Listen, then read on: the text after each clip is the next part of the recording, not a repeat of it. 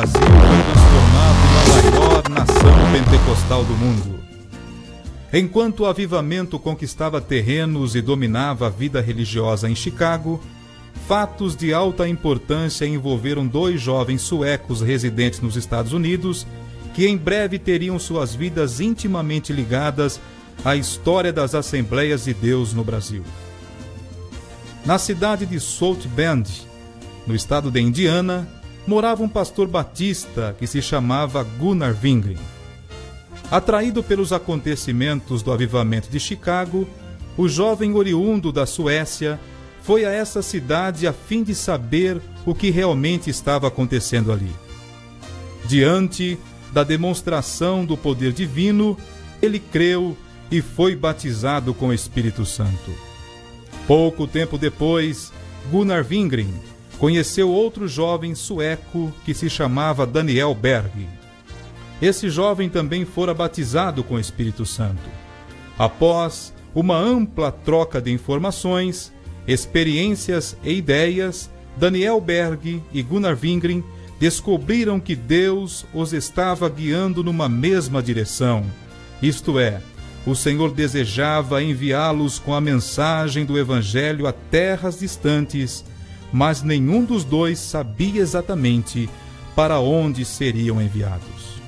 O Senhor lhes falou através de uma mensagem profética que eles deveriam partir para pregar o Evangelho e as bênçãos do avivamento pentecostal. O lugar tinha sido mencionado na profecia Pará. Nenhum dos presentes conhecia aquela localidade. Após oração, os dois jovens foram a uma biblioteca à procura de um mapa que lhes indicasse onde o Pará estava localizado. Foi quando descobriram que se tratava de um estado do norte do Brasil. Aqueles dois jovens suecos sentiam arder em seus corações o entusiasmo e o zelo pela causa de Cristo. Eram tochas daquela mesma fogueira que começara a arder em Chicago. No dia 5 de novembro de 1910, a bordo do navio Clement, os missionários deixaram a frígida Nova York com destino à cálida Belém do Pará. As atividades missionárias dos nossos irmãos se iniciaram ali mesmo. A bordo do navio, entre tripulantes e passageiros, eles distribuíram folhetos e evangelhos que explanava o grande amor de Deus. Falaram da palavra de Deus e testificaram a todos. No dia 19 de novembro de 1910, em um dia de sol causticante, os dois missionários desembarcaram em Belém do Pará. Eles não possuíam amigos ou conhecidos nessa cidade, não traziam endereços de alguém que os acolhesse ou orientasse.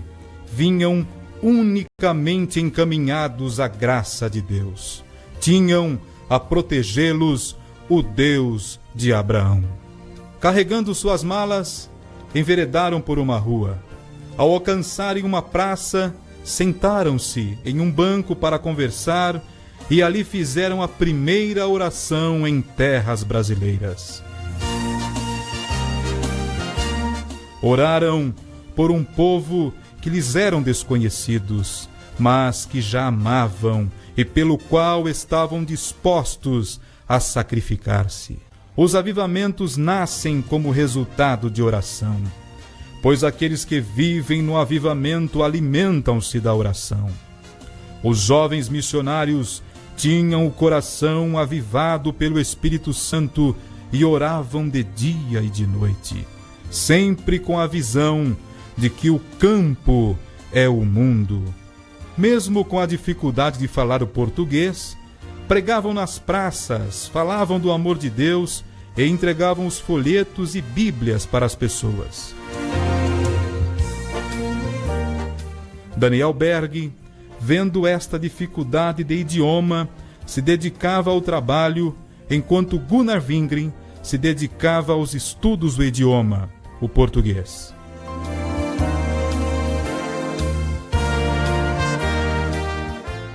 No dia 18 de junho de 1911, nasce a Assembleia de Deus, que nas décadas seguintes causaria admiração e espanto ao mundo inteiro pela pujança de seu crescimento.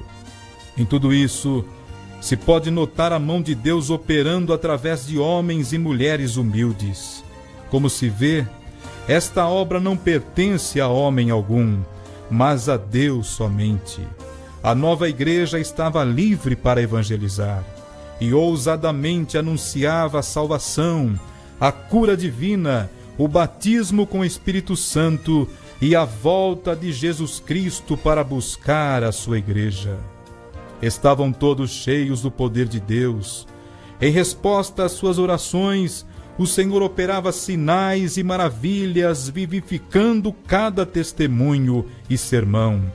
O Espírito Santo convencia o mais vil pecador.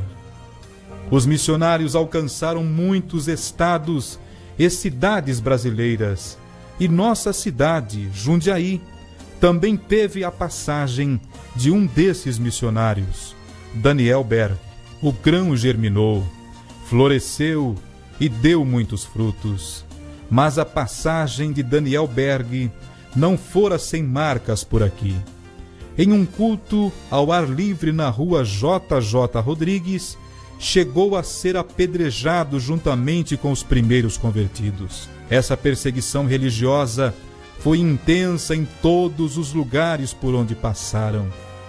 Portanto, nossos missionários Daniel Berg e Gunnar Wingren combateram o bom combate, encerraram a carreira e guardaram a fé.